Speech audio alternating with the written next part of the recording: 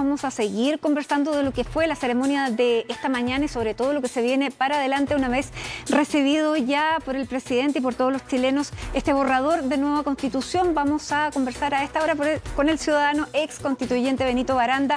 Benito, gracias por estar con nosotros. Además, digo,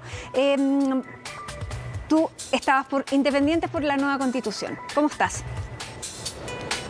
Muy bien, Matilde. Muchas gracias por esta oportunidad. Y aquí estamos ya dejando el ex Congreso Nacional, hoy día ya atardeciendo acá y terminando todas nuestras actividades. Yo con una gran satisfacción, una profunda satisfacción. Eso es lo que te quería preguntar.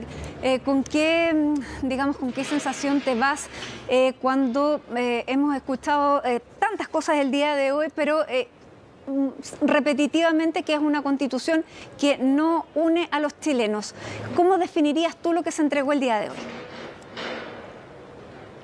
A ver, cuando se definió la reforma constitucional, el recambio constitucional, ¿no es cierto?, en noviembre del 2019, una de las reglas que se puso fue justamente que cada norma constitucional tenía que ser aprobada por 2/3.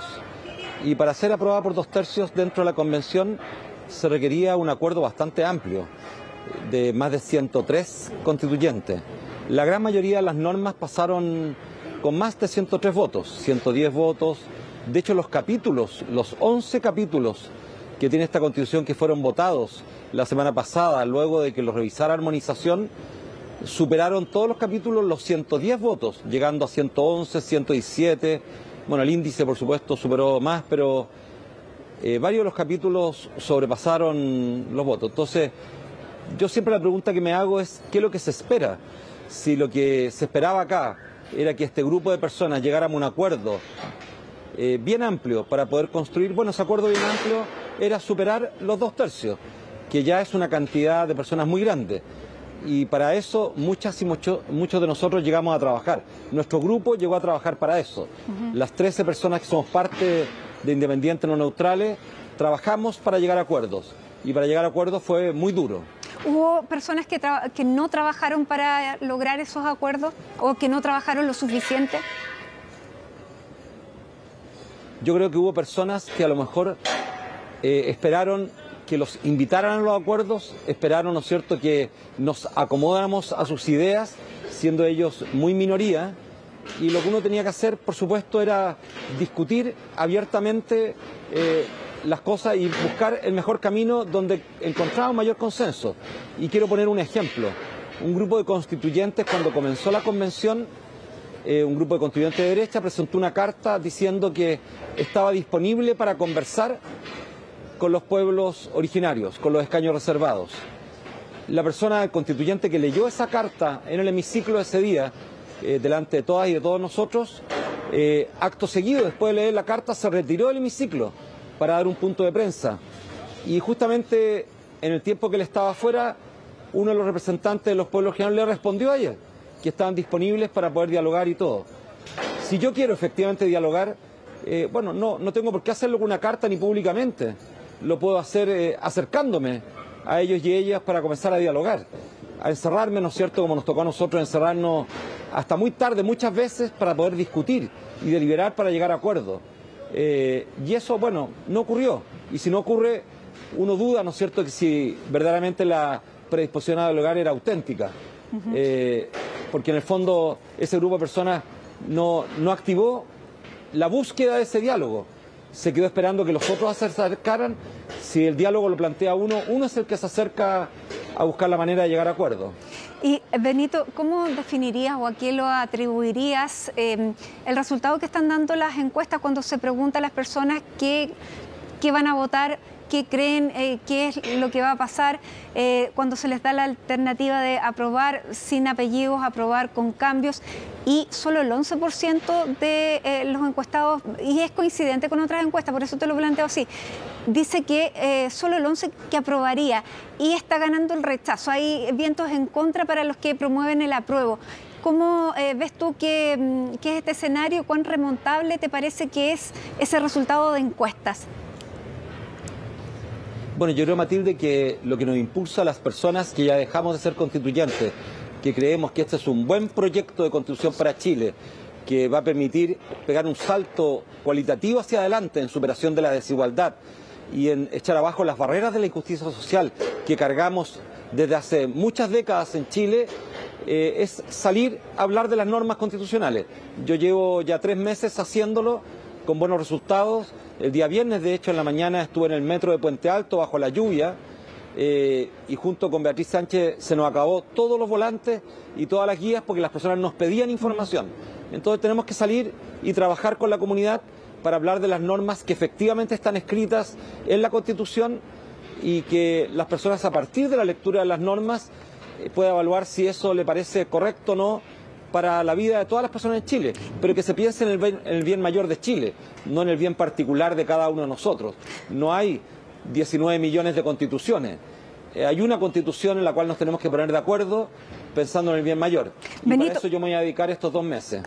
Tú en redes sociales estabas viendo TikTok, estás en TikTok, y tienes un TikTok que se llama Derribando Mitos con Benito, donde tú explicas, digamos, lo que se dice y explicas lo que en verdad propone la Constitución. La gente se le ha llamado a leer la Constitución, pero la gente lee poco y tampoco es tan fácil de entender la Constitución si uno se sienta a leerla, no para todo el mundo, o no de una vez, o probablemente se lea un pedazo y no absolutamente todo. ¿Por qué quisiste hacer esto? ¿Lo vas a seguir haciendo digamos, con los temas más polémicos? ¿Has visto que hay muchas fake? A ver, lo voy a seguir haciendo con aquellos temas que creo que son extremadamente importantes, que las personas lo entiendan en profundidad para tomar una adecuada decisión. Hay muchas fake, por supuesto, yo no me meto mucho en eso, no quiero armar polémica en relación a esas fake, sino responder con lo que dice el artículo. Y en el caso, ¿no es cierto?, del que ustedes están viendo, que es acerca de la propiedad de la vivienda, ¿no es cierto?, lo que dejamos en el artículo es seguridad de la tenencia. Y seguridad de la tenencia a nivel internacional. En el derecho internacional significa tanto propiedad de la vivienda como también seguridad cuando tú tienes un contrato de arriendo, cuando tienes un terreno donde pones una media agua que es de tu propiedad. Bueno, es bastante más amplio que solamente la propiedad de una casa, pero incluye la propiedad, ¿no es cierto?, de la casa. Y esas casas, por supuesto, son heredables. A nadie le van a quitar la casa y por eso lo quise aclarar. Y ya sí voy a seguir con otros más. Y en las conversaciones son las cosas que van saliendo, las preguntas. Y tienes razón tú que a lo mejor la gente no lee tanto, pero creo que hay que conversar las normas. Entonces uno la lee y la va conversando con las personas en los lugares que se va encontrando. Por ejemplo, me dijeron en Puente Alto, una señora evangélica me dijo: Benito, ¿es verdad que se van a eliminar las iglesias y que se va a prohibir que estemos en las plazas? Y yo lo que hice, no entrar en pugna con eso que se había dicho, no sé quién lo dijo. Lo que hice fue leer el artículo y la señora se levantó, éramos un grupo pequeño en la noche, me abrazó y se puso a llorar. El artículo, por ejemplo, libertad religiosa, de pensamiento, de creencia, quedó precioso, es mucho mejor que el actual y además reconoce a la espiritualidad como algo esencial del ser humano. Entonces, yo creo que los artículos son lo suficientemente profundos para poder explicarlo y responder, ¿no es cierto?, a las dudas que tienen las personas. Benito, bueno, otro de las, digamos, de las fake es que esta Constitución permite el aborto hasta los 9 meses y hay muchas personas que lo leen así y que la rechazan. Por cierto, ¿qué es lo que dice el artículo? A ver, lo que dice el artículo es que se va a permitir la interrupción del embarazo, pero eso está en un artículo bastante más amplio, que son los derechos sexuales y reproductivos de la mujer. Y son varios esos, por ejemplo, el cuidado del embarazo, el cuidado del parto también, el cuidado de la vida, del que está por nacer. Pero si una persona decide interrumpir ese embarazo en un periodo que efectivamente se puede, que en general, ¿no es cierto?, lo que contempla a nivel internacional es siempre menos de 24 semanas, porque más de 24 semanas es considerado, ¿no es cierto?, un parto, sería considerado un infanticidio, ¿ya? Entonces, eso se lo remitimos a la ley, no lo podemos poner en la Constitución, nosotros no podemos poner en la Constitución la cantidad de semanas, sino que son las y los legisladores los que deben tomar ese artículo y decir después cuántas semanas vamos a permitir para que se pueda ejecutar esa interrupción del embarazo. Y lo normal en el mundo, ¿no es cierto?, en ese primer intento para llegar a un acuerdo es seguramente entre 12 y 14 semanas. Ya, pero eso queda claro entonces de que, aunque no lo diga en la Constitución, más allá de 24 semanas no se llama aborto, sino que se llama parto, y eso no está contemplado en la Constitución, interrumpir o atentar contra una persona que salga de un parto. Ahí estaría la respuesta. Exactamente. Así es. Benito, sigamos hablando de otros temas que también le preocupan a la gente. Preocupa mucho el tema de la plurinacionalidad, por cómo se entiende y por cuáles son los efectos que pudiera tener. ¿Qué tenemos que entender cuando se habla que esta Constitución es plurinacional?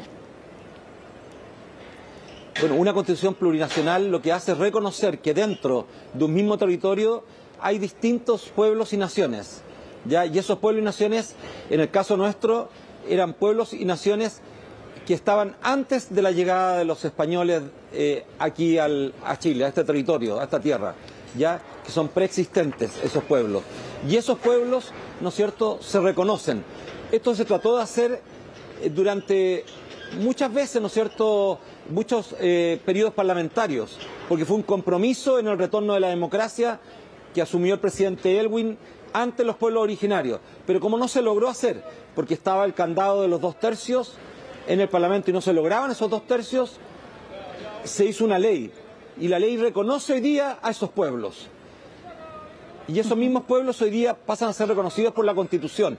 Y el reconocerlos implica reconocernos como que dentro de este mismo territorio habiten distintas naciones, como lo ocurre, ¿no es cierto?, a Canadá, como lo ocurre al mismo Estados Unidos, que reconoce más de 400 pueblos dentro de su mismo territorio, como lo ocurre a Nueva Zelanda, como le ocurre, bueno, a Paraguay, acá al lado también, muy cerca de nosotros, a Bolivia, a Perú, a otros países que reconocen la existencia de esos pueblos. Pero eso es dentro de un mismo Estado unitario, que no va a dividir al Estado, y eso está inclusive en un artículo muy claramente dicho. Y se va a reconocer que se puedan expresar en su lengua, que puedan, ¿no es cierto?, tener sus prácticas religiosas, que puedan tener derecho a su territorio, especialmente en aquellos territorios que les fueron usurpados, ¿no es cierto? Y para eso la ley va a tener que generar un mecanismo. Y nosotros de la Constitución lo que le decimos al presidente, convoque a un grupo de personas para que esto lo trabajemos efectivamente, como lo han trabajado otros países. Nueva Zelanda tardó años en llegar a un acuerdo, ¿no es cierto?, en este tema tan complejo, ¿no es cierto?, que produce tanto dolor todavía en Chile. Pero si no lo enfrentábamos, era difícil, ¿no es cierto?, poder resolverlo. Y por supuesto que decidimos mayoritariamente enfrentarlo. Entonces, los aspectos políticos, religiosos, los aspectos también de territorio y los aspectos de lengua, todo eso van a ser considerados dentro de esta plurinacionalidad. Bueno, son muchos los temas sobre los que claramente hay que ir leyendo los artículos, conversándolos.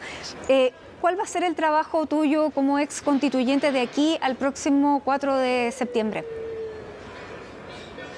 Bueno, Matilde, yo creo mucho en esta Constitución.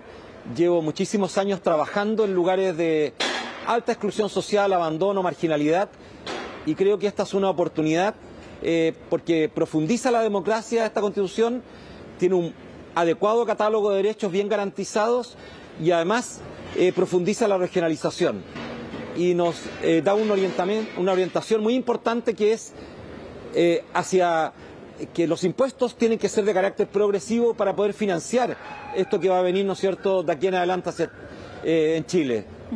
¿Qué pasa? Y yo me voy a dedicar estos 2 meses a trabajar para dialogar en todo Chile. Ya tengo invitaciones de muchos lugares de Chile para conversar acerca de los artículos. No voy a ir a pelear con nadie, no quiero tener discusión nada, sino tomar la Constitución y leer en conjunto con la gente lo que están en los artículos, para que lo vayan conociendo. Si la persona no tiene predisposición a leer, bueno, pueden leerlo en conjunto y entregar una guía muy didáctica que salió, donde están los 10 pilares de la Constitución, y en conjunto a ese pilar están los principales artículos que lo agrupan en un lenguaje bastante más fácil, ¿no es cierto?, que el lenguaje de la propia Constitución. Benito, yo partía con el tema de que hoy día presentan este texto con las encuestas en contra. ¿Qué pasa si gana el rechazo el próximo 4 de septiembre? Bueno, nos quedamos con la misma Constitución que tenemos hoy día. Eso es lo único que sabemos. El resto, ¿tú no crees en los que dicen que van a rechazar para reformar, por ejemplo? Bueno, puede ser, yo no digo que no creo o no creo. Yo creo que eso son cosas que se plantearon en el pasado también y no se realizaron. No se pudo tener, ¿no es cierto?, una modificación sustantiva a la Constitución de los 80, que estaba con esta mirada subsidiaria negativa, que causó tanta desigualdad al país y causó tanto daño, ¿no es cierto?, al final a la cohesión social, a la unidad social. El ingreso al mercado, ¿no es cierto?, en el ámbito de las políticas públicas nos generó un daño enorme. Pero tú dices, nos quedamos con esta Constitución, ¿no hay más? Bueno, hay que preguntarle a las personas que están hoy día en el mundo político qué es lo que están hablando, y ustedes han entrevistado a algunas de esas personas. Desde el punto de vista de la reforma constitucional y que es lo que se acordó en el Acuerdo por la Paz y una nueva Constitución, esta es la solución. Claro, si votamos en contra de esta Constitución, bueno, nos quedaremos con la Constitución que tenemos hoy día. No hay, después habrá que elaborar, a lo mejor otras personas elaborarán otro camino. Muy bien, Benito Aranda, ex constituyente a partir de hoy. Muchísimas gracias por haber estado con nosotros conversando aquí en CNN Chile. Gracias, Matilde. Que estés